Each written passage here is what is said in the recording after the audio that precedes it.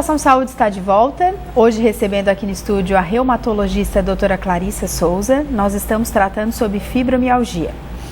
Doutora, continuando, nós encerramos agora o segundo bloco falando sobre a questão da dor, dos exercícios físicos, né? E quando o paciente vai a um pronto-socorro, né?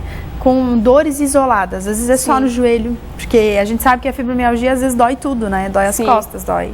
Mas e aquele paciente que tem uma dor isolada, só o joelho, só o ombro, só o cotovelo, e aí chega no médico e não tem um diagnóstico, pode ser fibromialgia também?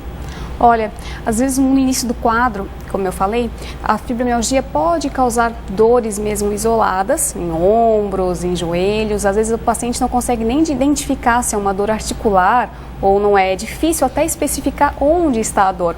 Em muitos casos, sim, pode iniciar desse jeito, mas a gente faz os exames não alterados, depois o paciente começa a ter dor difusa e a gente começa, olha, vários exames sofisticados, exames mais elaborados, a gente costuma pedir e não fecha o diagnóstico de uma tendinite, de outras doenças mais isoladas.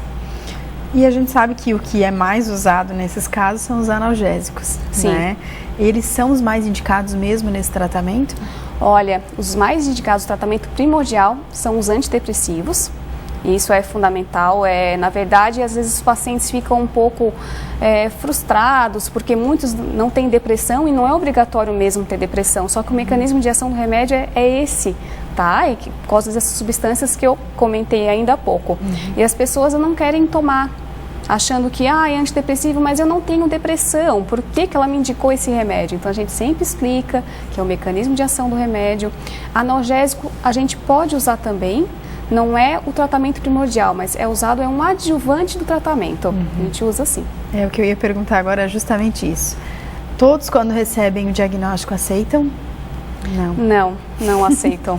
É difícil, a gente tem que se colocar no lugar deles, né? Principalmente por outra questão em relação aos familiares que não acreditam, em alguns casos até humilham, né? Porque dizem que é da cabeça, que isso não existe e a pessoa está lá, está sentindo dor realmente, então frustra, é triste para o paciente, mas assim, a gente mas ele tem que se ajudar. A gente precisa ir atrás, procurar o serviço médico.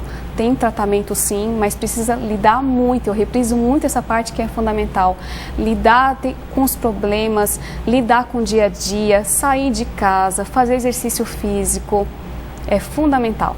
Nesses casos, acho que quando há uma negativa da família, é comum a doutora pedir para que alguém da família acompanhe, até para ouvir, ser mais uma testemunha, né, ouvindo o diagnóstico. Tem muitos pacientes, graças a Deus, que vêm acompanhado de familiares. Já, e às vezes o familiar chega, ela reclama muito, doutora, é demais, ela tem muita dor, não é tanto assim.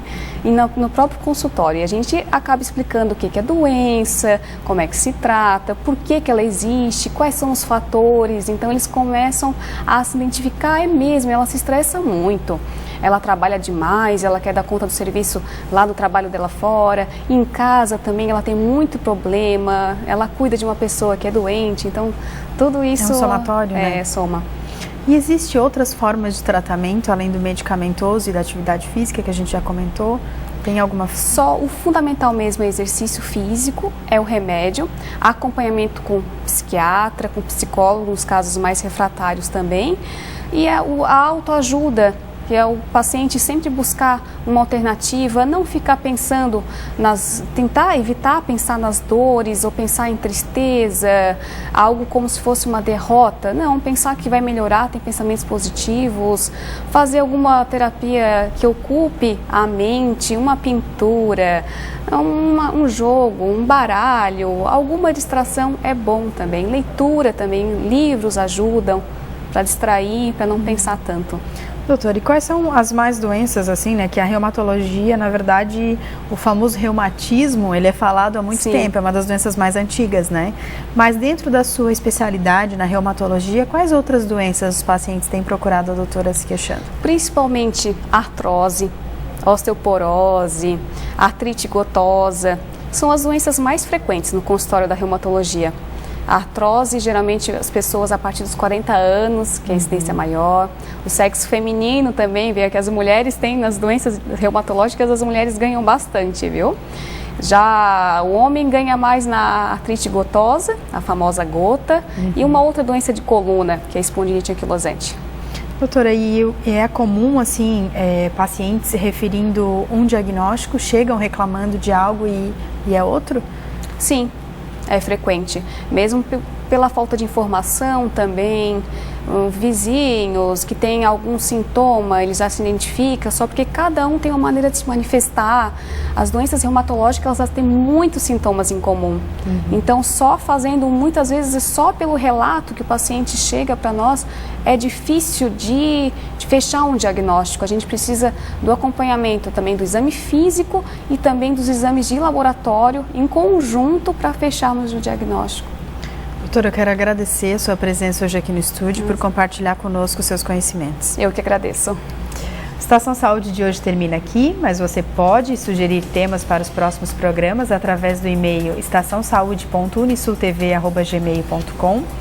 Sempre em nome da loja Quer Que Embrulhe. Se você procura por um look legal, moderno, com roupas bem diferentes, se você quer um presente de Natal para sua família, vá até a loja no shopping. Muito obrigada pela sua companhia, pela sua audiência e até o próximo programa.